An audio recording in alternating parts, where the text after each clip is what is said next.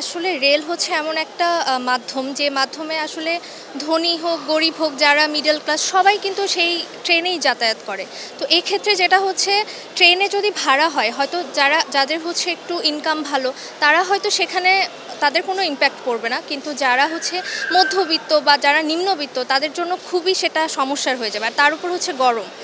তো এখানে এমন হচ্ছে না যে ট্রেনের ভাড়া বাড়াচ্ছে এবং তার সাথে আমাদের কোনো সুবিধা বাড়ানো হচ্ছে, তা কিন্তু নয়।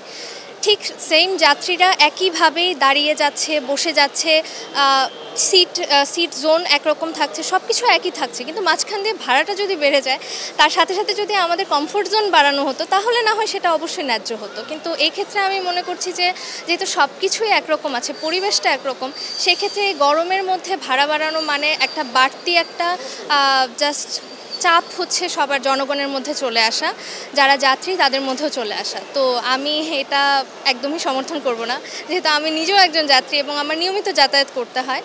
তো এবং আমি ট্রেনকে প্রেফার করি, তো সেই ক্ষেত্রে অবশ্যই ট্রেনে ভাড়া বাড়ানোটা এখন আমার কাছে মনে হচ্ছে যে, আর তার উপর ট্রেন দুর্ঘটনা ইদানিং অনেক ঘটছে। তো এই জায়গাগুলো আগে কেয়ারফুল হওয়া উচিত, তারপর হয়তো সেই সব দিকে যদি সবাইকে সতর্কতা অবলম্বন করা হয় বা এই দুর্ঘটনা এড়ানো যায়, এই সব ধরনের ব্যবস্থা নেওয়ার পর তারপরে যদি সেটা করা হয় তাহলেও হয়তো কিছুটা ন্যায্য হতে পারে। প্রথমত গরম, এখন তো যেহেতু কমফোর্ট জোনটা আমরা রেলটাই আসলে নিয়ে নিচ্ছি, তার মধ্যেও যদি এই বিষয়ে আরও যদি ভাড়া বাড়ানো হয় সেক্ষেত্রে অবশ্যই আমাদের জন্য অনেকটাই প্রবলেম। কারণ গরমের কারণে কিন্তু সবাই আসলে অতিষ্ঠ একে। কারণ আমি যখন গতকালকে আসছি তখন আমি কিন্তু এসি কামরায় আসার পরও আমি দেখতেছি এটা লোকাল বাসের মতো হয়ে গেছে। যারা স্ট্যান্ডিংয়ে দাঁড়িয়ে আছে তারা কিন্তু এসিটা প্রেফার করছে, তারা আর নর্মাল বগিতে যাচ্ছে না। তো এটা অবশ্যই আমাদের জন্য একটা নেগেটিভ ইমপ্যাক্ট আসবে, আমাদের যারা আমরা যাত্রী আর কি। ঠিক আছে, তো আমরা অবশ্যই চাইবো যে এটা যেন না বাড়ানো হয়। গরমের অস্থিরতা যদি ভাড়ার অস্থিরতায় পরিণত হয় তাহলে এটা অনেকটাই প্রবলেম আর কি। এটাই আর কি আমাদের বক্তব্য। ধন্যবাদ। না, এটা তো সত্যি কথা। যদি রেলের টিকিট আলি ভাড়া বাড়াইব, তারা বিভিন্ন হাতে আলি বে দেখাইব, সাধারণ মানুষের তো দেওয়ালি বেড টিকে গেছে, বিভিন্ন দিক থেকে দ্রব্য সামগ্রীর দাম বেশি।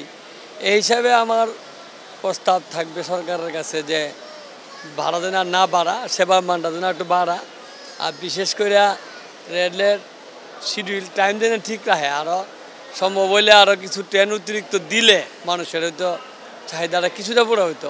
তো দেখা যায় যে প্রত্যেকটা কম্পার্টমেন্টে যাত্রীর টিকিট যা থাকে স্ট্যান্ডিং যাত্রী দেয় আর তার চেয়ে বেশি। দেখা গেছে যে এসি কম্পার্টমেন্টে আমরা টিকিট কাটলাম, এসি কম্পার্টমেন্ট ফুল হয়েতে স্ট্যান্ডিং যাত্রী। এদিক তো যাত্রীরা কষ্ট হচ্ছে টিকিট কেটে, কিন্তু মানবিক কারণে কোনো যাত্রীদের তার বলা যায় না যে আপনার স্ট্যান্ডিং টিকিটে এই কম্পার্টমেন্টে যান গা, কিন্তু আসলে কষ্ট হচ্ছে সবারই। এদিক থেকে আমার সুপারিশ থাকবে আরও কিছু ট্রেন সংখ্যা বাড়ায় দেওয়া হোক, কম্পার্টমেন্ট বাড়ায় দেওয়া হোক, ট্রেনের সংখ্যা বাড়ায় দেওয়া হোক। যাত্রীদের যেহেতু চাহিদা আছে, টিকিট ছাড়া তো কোনো যাত্রী চলে না বাংলাদেশে, টিকিট অগ্রিম কাটে সবাই।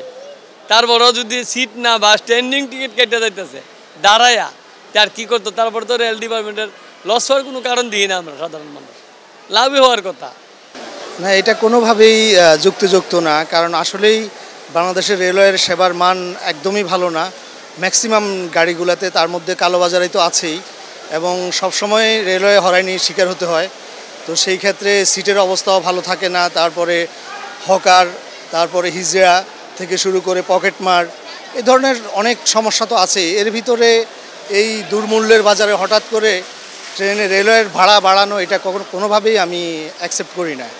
এটাকে কোনোভাবেই যুক্তিযুক্ত মনে হচ্ছে না। এবং এটা বরঞ্চ রেলওয়ের ভাড়া গত 5 বছরে অনেক বাড়ছে, গত 30 বছরে যা বাড়ে নাই তার চেয়ে গত 5 বছরে অনেক বেশি বাড়ছে। তো সেই হিসাবে এখন 20% থেকে 30% ভাড়া কোনোভাবেই এটা মানে যুক্তিযুক্ত না। মনে হয় না এখনই রেলওয়ের ভাড়া বাড়ানো মানে উচিত। এটা আরও অনেক পরে হওয়া উচিত, এত তাড়াতাড়ি না। কারণ রেলওয়ের ভাড়া বাড়ছে যে খুব বেশি দিন হয় নাই, সম্ভবত বছর 2-3 আগেই রেলওয়ের ভাড়া বাড়ছে। তো সেই ক্ষেত্রে এখন ভাড়া বাড়ানো ঠিক হবে না। এমনিতেই মানুষের দ্রব্যমূল্যে না বিশ্বাস, সেই ক্ষেত্রে রেলওয়ের ভাড়া বাড়ানো ঠিক হবে না। 2:55 ট্রেন লাগাইছে, কয়টা 5টা কত মিনিটে। 1 নম্বরে ট্রেনের সময়সূচিও ঠিক না, ভাড়াও বাড়াইতেছে। তারপরে ট্রেনের কোনো ইয়ে নাই, কোনো একটা মান ইয়ে নাই, বুঝতে পারছেন? এই অবস্থায় বাংলাদেশের